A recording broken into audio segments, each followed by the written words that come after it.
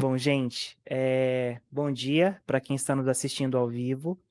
Eu vou fazer uma audiodescrição minha, tá? Então, eu sou um rapaz branco, estou usando um headphone, eu tenho um bigode, estou usando óculos e uma blusa azul. Eu sou homem na faixa dos 30 anos. Bom, vamos lá. O meu papo de hoje com vocês é sobre mentorando pessoas em processo de transição de carreira para UX Writing em Bots. Eu sou o William Magalhães, vou contar um pouco mais da minha história nos meus próximos slides, tá? Mas antes, eu queria fazer essa pergunta para vocês, para que vocês interajam aí no chat, quem estiver aqui conosco ao vivo.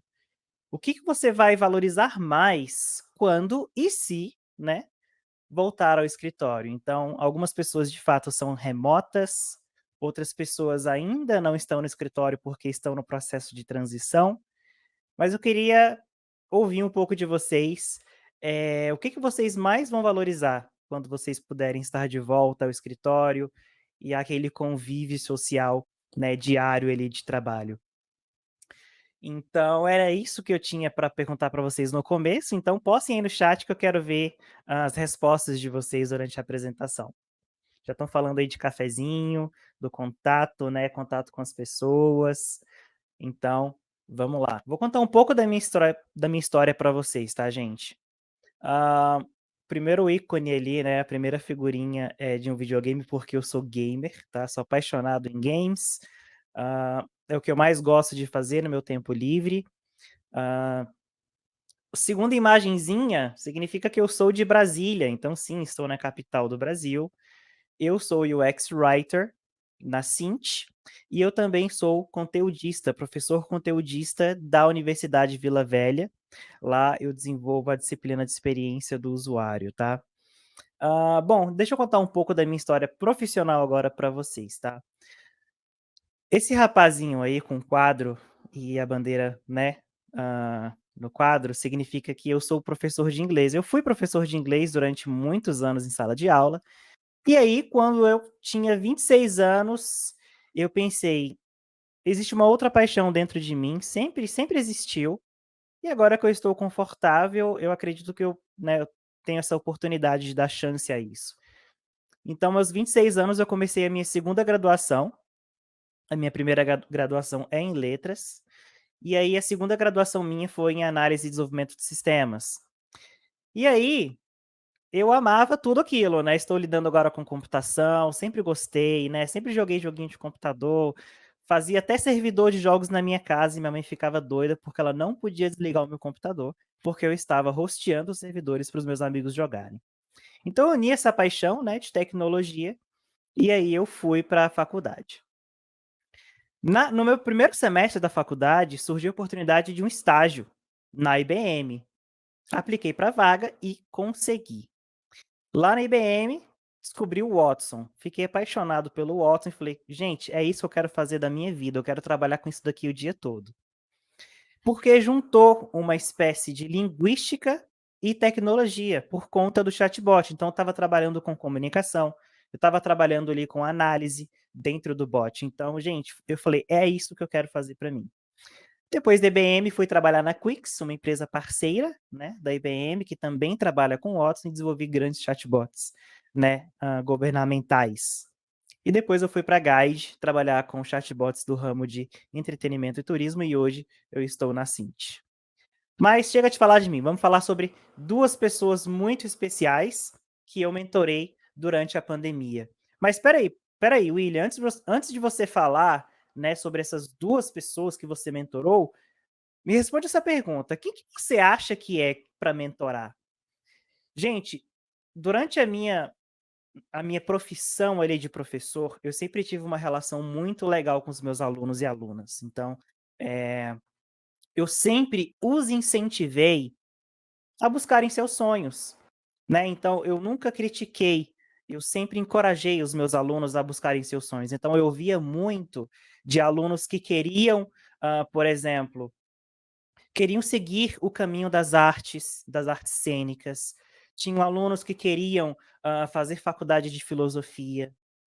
E, gente, era uma coisa muito, interessante, porque eu dava aula em uma escola muito elitista aqui em Brasília. Então, eram alunos que chegavam de motoristas, eram alunos, né, que tinham uma qualidade de vida muito boa, né. Eles tinham, né, um status financeiro muito bom. E existia ali, né, o conflito desses alunos em falar para os pais que eles queriam seguir o caminho das artes, que eles queriam ser professores, porque os pais geralmente eram empresários, médicos, advogados de sucesso.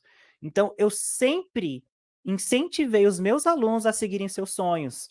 E eu sempre falava: não importa o que vocês façam, se vocês fizerem isso com amor, vocês serão bons e, consequentemente, o dinheiro virá, então não se preocupem.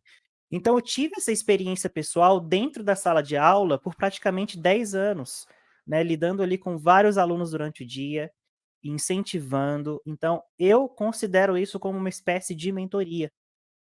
Eu tenho vários alunos que hoje, quando eu, né, os vejo no meu Instagram, são pessoas de sucesso, que estão aí seguindo rumos que eu ajudei, né, eu fiz a minha parte, eu plantei a minha sementinha e eu fico muito feliz por isso. Bom, então agora vamos falar sobre o meu case, tá? O meu case é o seguinte: 2 grandes amigos aqui de Brasília, ambos formados em letras. Um formado em letras inglês e o outro formado em letras espanhol. Um era ex-funcionário, um é ex-funcionário, né, da área de logística, e o outro, um ex-professor. O primeiro, o formado em letras espanhol, ele fez a sua transição para UX Writing em Bots em 6 meses. E o segundo, o ex-professor, fez essa transição em 2 meses. Somos nós. Somos esses 3 gatinhos aí, essa irmandade se abraçando e se apoiando. Hoje, nós temos um grupo de WhatsApp, onde, assim, eu fico muito feliz e muito tocado de poder compartilhar conteúdo do dia a dia do meu trabalho com eles e eles, respectivamente, né, colaborando ali nesse grupo de WhatsApp, falando a mesma língua. Não achei que esse dia fosse chegar, que eu poderia estar pegando os meus 2 grandes amigos e conversando com eles sobre um assunto que nós 3 amamos, que é o UX Writing. Bom, você tem 5 minutos para falar de UX Writing? Essa frase ela gatilha muitas situações, né, que muitas pessoas já viveram. Bom, então quando eles, me procuraram, né, para perguntar o que eu fazia da vida, né, ou então quando eu mesmo chamei eles para conversar sobre o que eu andava fazendo da minha vida, eu geralmente falo isso, né: "Vocês têm 5 minutinhos para falar de UX Writing?". Então o que que eu faço? Eu explico para essas pessoas, eu expliquei para os meus 2 amigos que eu trabalho pensando nas pessoas usuárias, eu trabalho com empatia, eu tenho empatia com pessoas usuárias, eu ofereço acessibilidade para essas pessoas e eu ofereço também jornadas inesquecíveis. E eu explico para eles como que eu faço todo esse processo de trabalho, né, dentro do chatbot, né, as técnicas que nós utilizamos para poder prover todas essas características que fazem da jornada do usuário, né, uma jornada inesquecível, perdão. E aí, o que que eles falam? Qual que é a reação deles? "E você está sendo pago para isso? Você ganha para fazer isso que é tão legal?" Eu falo: "Sim, eu estou sendo pago para isso". E aí a gente começa o início do nosso relacionamento, tá. Então, agora que eu já consegui fazer com que eles se apaixonassem, né, por UX Writing, que rolasse aquele primeiro sentimento ali, do UX Writing, a gente começa o nosso relacionamento de: "Vem então, vamos começar nessa jornada aqui, vamos entender mais sobre essa profissão e vamos, né, vamos colocar vocês como UX Writers também". E aí, a reação deles ao estudar o UX Writing é exatamente essa. Então isso é UX? Sim. Essa borboleta linda que vocês estão vendo é sim, é UX. Bom, já fiz com que eles se apaixonassem. E agora, para que a gente comece de fato o relacionamento, a gente precisa, né, começar a trabalhar, as habilidades, né, tanto as soft skills quanto as hard skills, para que eles, né, possam, eh de fato, começar a entender como que é o dia a dia do profissional de UX Writing, tá? Como que ele faz, o que que de fato, qual que é o embasamento técnico do UX Writer para agir, né, conforme ele age no dia a dia. E aí a gente começa, né, o nosso relacionamento e a relação deles é a seguinte, a reação deles é essa, ele olha ali, ele entende sobre o UX Writing, nós estamos conversando sobre o UX Writing e ele já vem, William, então vamos trabalhar com UX Writing. Só que aí, gente, acontece um negócio muito interessante. Antes de você começar a trabalhar com UX Writing, você precisa de leitura, você precisa fazer networking e você precisa ler e escrever artigos. Então a gente começa essa relação, né, já quebrando essa barreira da ilusão. Então quer dizer que eu já sei que é o UX Writing, conversamos sobre o UX Writing, é maravilhoso, agora então vamos trabalhar.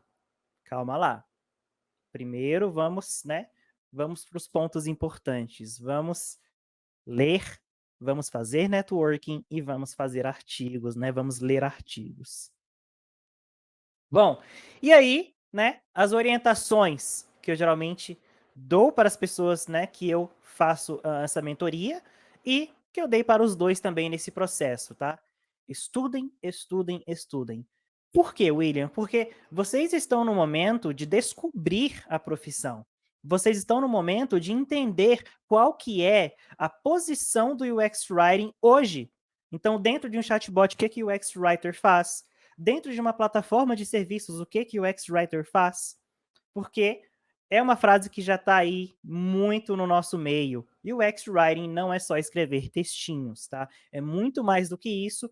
E é aqui que a gente levanta essa, essa lâmpada, né? Essa ideia de que o UX Writing é muito mais do que isso. E aí eu falo para eles: estudem, estudem, estudem, escrevam o que vocês estudaram, façam networking, façam cursos e escrevam sobre os cursos que vocês fizeram também. E faça parte de comunidade. Um grande exemplo de fazer parte de comunidade é que provavelmente os dois estão aqui nessa conferência, nessa comunidade, né? Absorvendo conteúdo e aprendendo cada vez mais. Aqui eu coloquei 2 ícones para vocês nessa tela, que é o ícone do LinkedIn e o ícone do Medium. Gente, o LinkedIn é a plataforma principal de networking. Você precisa fazer com que o seu LinkedIn fique ativo e é uma orientação que eu dou para eles. O LinkedIn é a sua principal rede social. É lá que você vai colocar os seus pensamentos em formas de post. É lá que você vai fazer uma leitura de um arquivo e comentar o que você acha.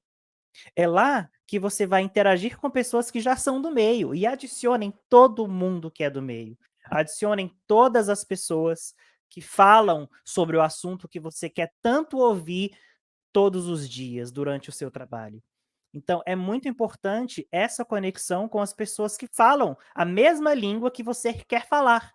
É praticamente uma prática para que você se torne fluente naquilo. Cursos, não basta apenas fazer cursos. É importante que você escreva sobre os cursos que vocês fizeram. Existe uma pirâmide sobre conhecimento onde a gente aprende mais, o topo da pirâmide, onde a gente aprende mais é quando a gente ensina o que a gente sabe. Então, é praticamente sobre isso, tá? Ao ensinar o que você aprendeu, você está consolidando aquele assunto. Você está se tornando ali mais proprietário daquele conhecimento. E façam parte de comunidades, gente. Nós temos a Bots Brasil, nós temos a comunidade Women in Voice, nós temos a VUI, temos vários parceiros e parceiras aqui, dentro da conferência Bots Brasil 2021, que são grandes referências para que vocês que estão em transição façam parte delas. E aí, continuando, agora eu falo para eles o que vocês vão estudar então. A Bíblia do UX Writer, Redação Estratégica para UX. Eu fiquei até sabendo que aqui nessa conferência esse livro está sendo sorteado todos os dias, em cada período, tá? Então, coloquem o nome de vocês no sorteio e torçam aí para ganhar esse livro maravilhoso, que é praticamente a Bíblia do UX Writer.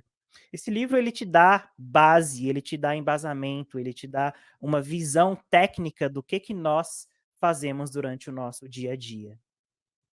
O segundo livro que eu recomendo é O Design Centrado no Usuário, que é um livro muito interessante, que já começa falando que não é para UX. Esse livro aqui não é para pessoas UX.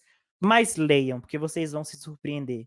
Esse livro aqui é basicamente como que um dev precisa olhar para o UX, né? Como que o dev ele levanta ali aquela percepção sobre o UX. Então, eu recomendo fortemente esse livro para que as pessoas estudem e, novamente, falem sobre ele, claro, façam posts no LinkedIn, compartilhem o conhecimento adquirido.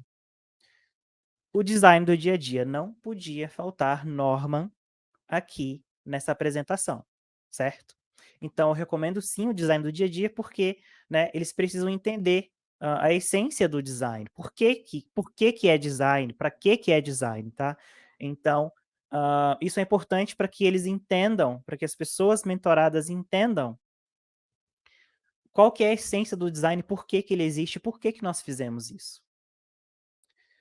E aí, leis da psicologia aplicadas a UX, porque UX é sobre ter experiências. E todos nós temos experiências, sejam elas boas, sejam elas ruins, mas todos nós temos experiências. E aí, a psicologia, ela traz muito esse lado, né, do que acontece com a gente quando a gente tem uma experiência. E lembrando, a experiência do usuário, ela não é apenas digital. A experiência do usuário, ela é física também. A experiência do usuário é todo o processo que você tem durante uma compra de um produto em um site. A experiência do usuário é como você recebe uma pizza que você pediu. A experiência do usuário é como você é atendido naquela loja favorita de roupas que você vai. Então, tudo isso é a experiência do usuário. Então, a gente traz aqui um pouco o lado da psicologia. Então, olha que interessante. O primeiro livro é um livro técnico sobre o que o UX Writer faz. O segundo livro já é uma visão do desenvolvedor de um desenvolvedor que entende de UX, está falando isso para outros desenvolvedores. Então, saiba falar as línguas dos desenvolvedores também, porque nós trabalhamos junto a eles.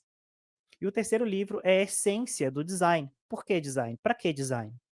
E quarto livro aqui é sobre a psicologia, que ela está muito presente no que fazemos. E aí, o último livro, né, que eu também recomendo é o Design Emocional. Por que a gente gosta das coisas e por que a gente odeia as coisas, né? E aí, esse livro aqui fala dos objetos do dia a dia.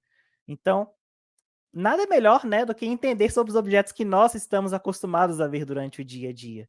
Então, aqui, com esse combinho de livros, acreditem, vocês já estão aptos a dar opiniões sobre algumas ferramentas, vocês já estão aptos a escrever e pontuar algumas coisas que não estão fazendo sentido. Vocês já estão aptos a pegar as 10 heurísticas de Nielsen e colocá-las em prática, fazer uma análise de um aplicativo, e fazer essa análise em cima das 10 heurísticas de usabilidade de Nielsen. Então, isso aqui já te dá uma boa base, tá? E aí a gente segue para os cursos. Porque só a leitura ajuda, William? Ajuda, e muito. Só que os cursos também são essenciais. E aí os mentorados, eles olham, já que eu já estou no caminho do X-Writing, eu vou fazer agora uma faculdade. E aí eu falo, calma, ainda não. Vamos falar sobre cursos livres. Existem cursos livres sensacionais que um final de semana de um curso livre, que eu vou mostrar aqui, é praticamente uma matéria da sua faculdade, que você faz em 6 meses. É praticamente 5 encontros de uma pós que você faz em 1 mês e meio.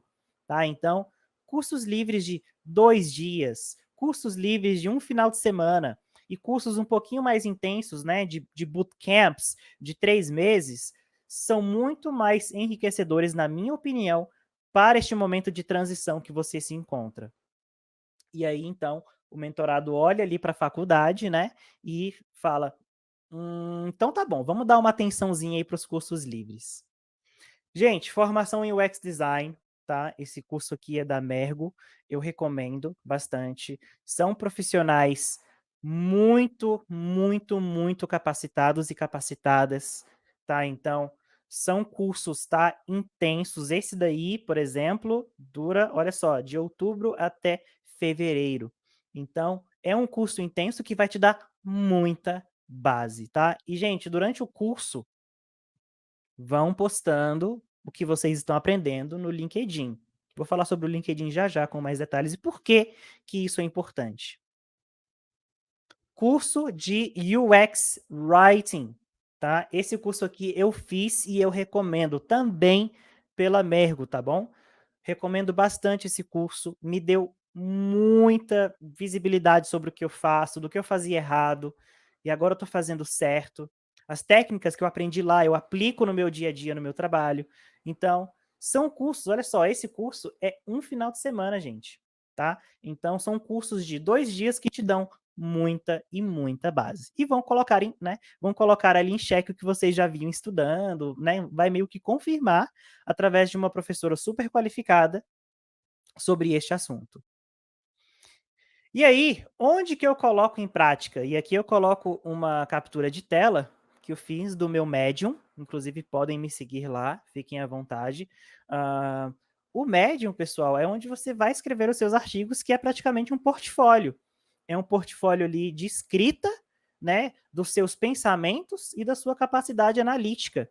Então, as empresas olham o Medium, né, quando você posta ali no LinkedIn, né? Então, escreve no Medium, posta no seu LinkedIn, porque hoje em dia o seu currículo é o seu LinkedIn, tá? As empresas, quando elas vão contratar vocês, eles raramente, tá?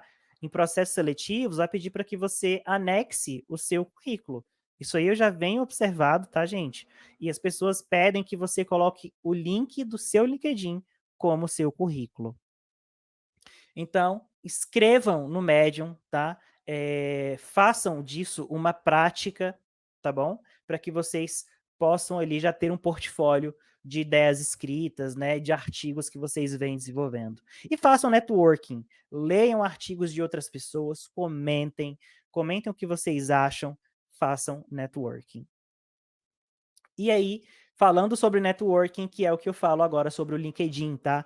Faça do LinkedIn a sua rede social favorita, tá bom, gente? Então, comente, adicione as pessoas sem medo, não tenha medo, tá, de adicionar as pessoas estão lá para isso, para fazer networking. Então, adicionem, filtrem lá por UX Writers e vão adicionando a galera, porque você vai ver que o seu feed, né, o seu ali sua página principal do LinkedIn vai ser só sobre UX Writing.